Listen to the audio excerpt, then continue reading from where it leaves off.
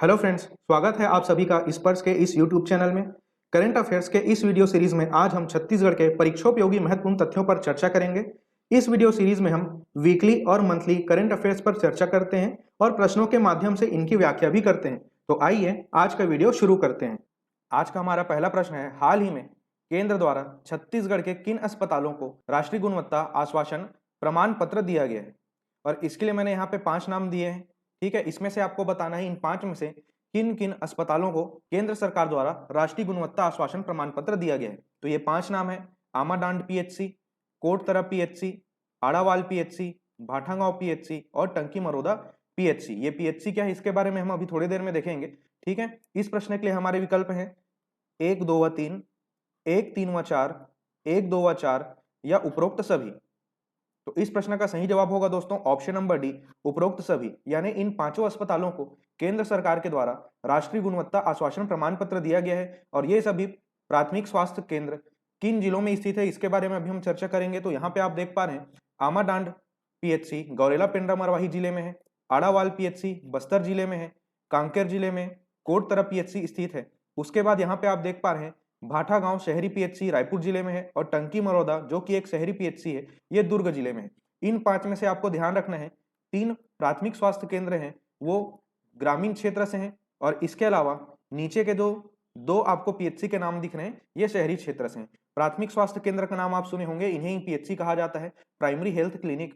ठीक है, तो इन 5 प्राथमिक स्वास्थ्य केंद्रों को उत्कृष्ट स्वास्थ्य सेवा और मरीजों का बेहतर इलाज उपलब्ध कराने के लिए केंद्र सरकार के द्वारा राष्ट्रीय गुणवत्ता आश्वासन प्रमाण पत्र दिया गया है। और आपको ध्यान रखना है कि छत्तीसगढ़ के वर्तमान स्वास्थ्य मंत्री जी हैं टीएस सिंहदेव जी।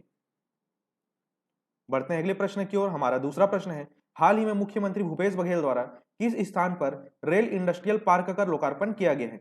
और इस प्रश्न के लिए हमारे विकल्प हैं हथखोज, बोरई, सिलतरा या सिरगिट्टी। इस प्रश्न का सही जवाब है दोस्तों ऑप्शन नंबर ए, हथखोज। तो दोस्तों आपको ध्यान रखना है ये हथखोज दुर्ग जिले में भिलाई क्षेत्र के अंतर्गत आता है, जहां पे हाल ही में छत्तीसगढ़ के मुख्यमंत्री भूपेश बघेल जी के द्वारा रेल इंडस्ट्रियल पार्क का लोकार्पण किया गया है। तो ये तथ्य अपने आप में बहुत ज्यादा महत्वपूर्ण है, ये आपको अवश्य ही ध्यान में रखना है। बढ़ते हैं अगले प्रश्न की ओर। हमारा तीसरा प्रश्न है, छत्तीसगढ़ के किन खिलाड़ियों ने कर्नाटक में चल रहे खेलो इंडिया यूनिवर्सिटी गेम्स में पदक जीत लिया है? और यहाँ पे आपको 3 नाम दिखाई दे रहे हैं, राजबाला, विजय महेश्वरी और कोमल महेश्वरी। इन 3 में से आपको बताना है किन्होंने अभी तक हुए प्रतियोगिता में पदक जीत लिया है। और इस प्रश्न के लिए हमारे विकल्प हैं 1 व 2, 2 व 3, 1 व 3 या उपरोक्त सभी। इस प्रश्न का सही जवाब होगा दोस्तों ऑप्शन नंबर डी, उपरोक्त सभी।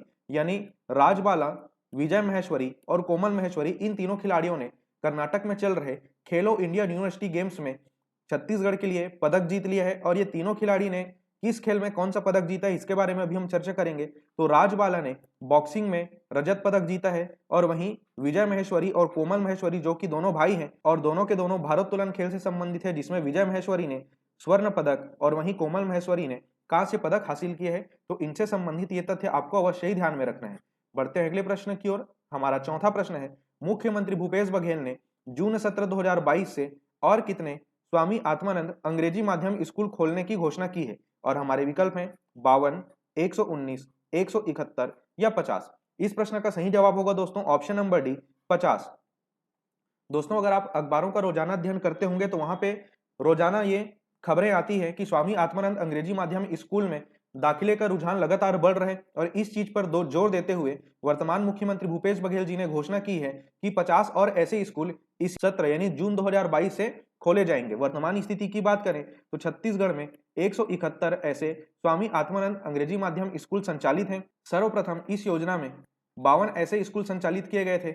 उसके बाद पिछले शैक्षणिक सत्र में 119 ऐसे स्कूल संचालित किए जाने की बात छत्तीसगढ़ सरकार के द्वारा की गई थी और इस शैक्षणिक सत्र में इसमें 50 और ऐसे स्कूलों को संचालित किया जाएगा। तो ये तथ्य आपको बिल्कुल ध्यान में रखना है। बढ़ते हैं अगले प्रश्न की ओर। हमारा पांचवा प्रश्न है, छत्तीसगढ़ में किस दिवस को माटी पूजन दिवस के रूप में मनाया जाएगा? और हमारे विकल्प हैं गोवर्धन पूजा, अक्षय तृतीया, हरेली या हरितालिका। इस प्रश्न का सही जवाब है दोस्तों option number B, Akshaya Tritiya. दोस्तों अब छत्तीसगढ़ में प्रतिवर्ष अक्षय तृतीया को माटी पूजन दिवस के रूप में मनाया जाएगा और इस दिन धरती माता की पूजा करके उनकी रक्षा करने की शपथ सरकार के द्वारा ली जाएगी। ठीक है, अक्षय तृतीया को छत्तीसगढ़ में अक्ति और पुत्रा पुत्री तिहार के नाम से भी जाना जाता है। तो ये तथ्य आपको अवश्य ध्यान में रखना है कि माटी पूजन दिवस प्रतिवर्ष अब छत्तीसगढ़ में अक्षय तृतीया को मनाया जाएगा। और यहाँ पे ऑप्शन में एक नाम दिखाई दे रहा है आपको, गोवर्धन पूजा। तो गोवर्धन पूजा को पिछले वर्ष से छत्तीसगढ़ सरकार जो है गौठान दिवस के रूप में मना रही है। तो ये तथ्य भी आपको ध्यान में रखना है कि गौठान दिवस जो है गोवर्धन पूजा के दिन मनाया जाता है। बढ़ते हैं अगले प्रश्न की ओर। हमारा छठवां प्रश्न है, राज्य के किस स्थान पर रामायण इंटरप्रिटेशन सेंटर बनाया जाएगा? और हमारे विकल्प में है चंदखुरी रायपुर, शिवरी नारायण, रामाराम सुकमा या रामगढ़ की पहाड़ी। इस प्रश्न का सही जवाब होगा दोस्तों option number B, Shivri Narayan. तो आपको ध्यान रखना है शिवरी नारायण जो कि श्री राम वनगमन पथ के प्रथम चरण में डेवलप किया जा रहा है 9 स्थलों में से दूसरा स्थल है जिसको डेवलप किया जाएगा।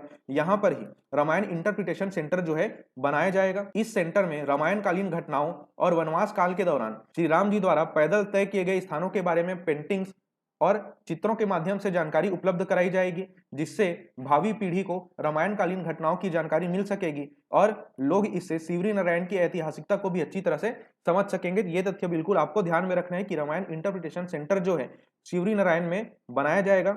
और आपको यह भी ध्यान रखना है कि राम वन गमन पर्यटन परिपथ के अंतर्गत प्रथम चरण में 9 स्थलों को विकसित किया जा रहा है, जिसमें प्रथम स्थल के रूप में रायपुर के चंदखुरी को विकसित किया जा चुका है और दूसरे स्थल के रूप में शिवरी नारायण का विकास किया जाएगा।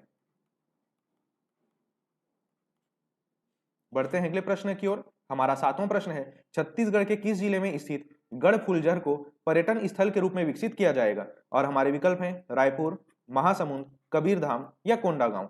इस प्रश्न का सही जवाब होगा दोस्तों ऑप्शन नंबर बी, महासमुंद। तो आपको ध्यान रखना है गढ़फुलझर जो कि महासमुंद जिले में स्थित है, इसे पर्यटन स्थल के रूप में विकसित किया जाएगा।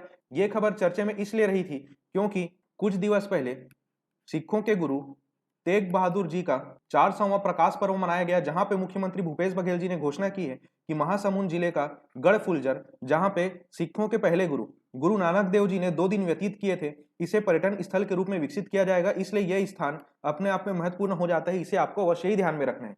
बढ़ते हैं अगले प्रश्न की ओर। हमारा 8वां प्रश्न है, सूची 1 किताब और सूची 2 लेखक का मिलान कीजिए। ठीक है, तो सूची 1 में आपको कुछ किताबों के नाम दिए गए हैं, सूची 2 में इन किताबों के लेखकों के नाम आपको दिए गए हैं। आपको सही जोड़ी मिलान करना है और इस प्रश्न के विकल्प आपको स्क्रीन पर दिखाई दे रहे हैं। ठीक है, तो सूची 1 में हम पढ़ लेते हैं कौन कौन सी किताबों के नाम दिए गए हैं।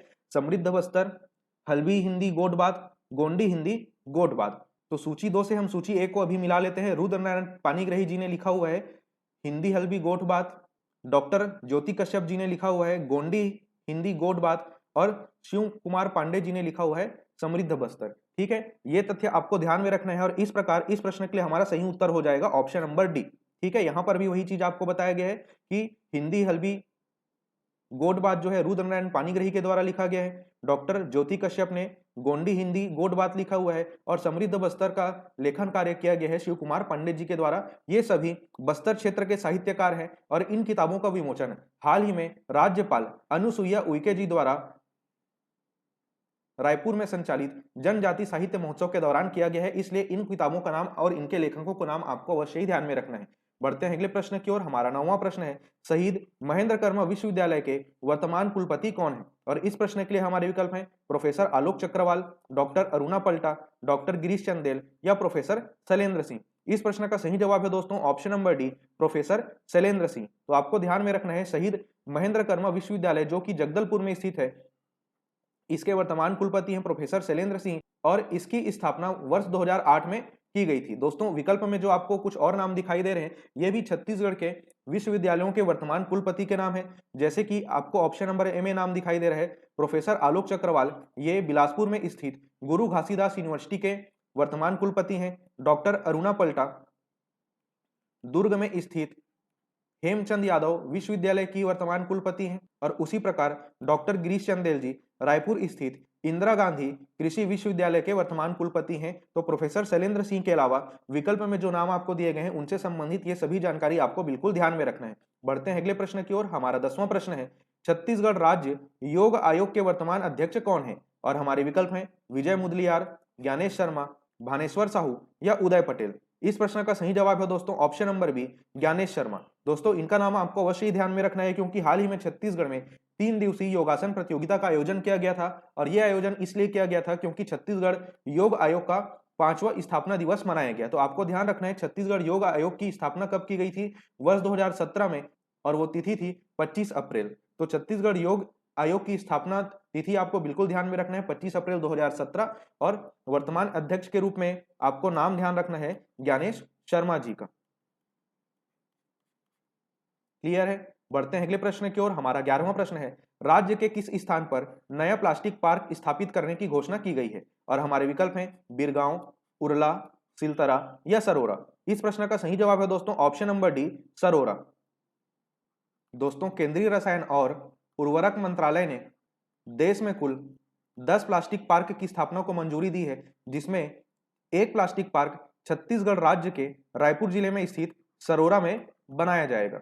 दोस्तों, देश भर में ये सभी 10 प्लास्टिक पार्क वर्ष 2019 में शुरू किए गए प्लास्टिक पार्क योजना के तहत बनाए जा रहे हैं। और इसकी आवश्यकता क्यों महसूस की गई, इसके बारे में हम चर्चा करेंगे। केंद्र सरकार का मानना है कि प्लास्टिक के इंटरनेशनल मार्केट में भारत का हिस्सा काफी ज्यादा कम है और तत्कालिक स्थिति के अनुसार अंतरराष्ट्रीय व्यापार जो कि 1 ट्रिलियन अमेरिकी डॉलर का था, जिसमें भारत का हिस्सा केवल 1% था। दोस्तों, इसीलिए प्लास्टिक के इंटरनेशनल मार्केट में भारत की हिस्सेदारी को बढ़ाने के लिए पूरे देश भर में केंद्रीय रसायन और उर्वरक मंत्रालय द्वारा 10 प्लास्टिक पार्क की स्थापना को मंजूरी दी गई है, जिसमें से आपको ध्यान रखना है कि एक प्लास्टिक पार्क छत्तीसगढ़ राज्य के रायपुर जिले में स्थित सरोरा में बनाया जाएगा। ठीक है, तो ये तथ्य अपने आप में बहुत ज्यादा महत्वपूर्ण हो जाता है, इसे आपको अवश्य ही ध्यान में रखना है। बढ़ते हैं अगले प्रश्न की ओर। हमारा 12वां प्रश्न है, हाल ही में छत्तीसगढ़ के किस पर्यटन स्थल को केंद्र की प्रसाद योजना में लाने की तैयारी की जा रही है? और हमारे विकल्प हैं सिरपुर, बत्तीसा मंदिर, चैतुरगढ़ या भोरमदेव। इस प्रश्न का सही जवाब होगा दोस्तों ऑप्शन नंबर ए, सिरपुर। दोस्तों, आपको अवश्य ही ध्यान होगा कि प्रसाद योजना जो कि पर्यटन क्षेत्र से संबंधित है, केंद्र सरकार की एक योजना है, जिसमें हाल ही में छत्तीसगढ़ के महासमुंद जिले के सिरपुर को शामिल करने की तैयारी की जा रही है। आपको ध्यान में रखना है कि इस योजना में पहले से ही राजनांदगांव जिले का डोंगरगढ़ शामिल किया जा चुका है और इसी स्थान पर इस योजना के तहत श्री यंत्र की स्थापना भी की गई है। तो ये तथ्य आपको अवश्य ही ध्यान में रखना है। तो दोस्तों, आज के वीडियो में सिर्फ इतना ही। जल्द मिलेंगे आपसे अगले सप्ताह के छत्तीसगढ़ करंट अफेयर्स की नई वीडियो के साथ। अगर आपको यह वीडियो अच्छा लगा हो तो इसे अन्य प्रतियोगी परीक्षा की तैयारी कर रहे मित्रों तक अवश्य शेयर कीजिए और बने रहिए हमारे चैनल के साथ और इंतजार कीजिए हमारी अगली वीडियो का। इस वीडियो को अंत तक देखने के लिए आपका धन्यवाद।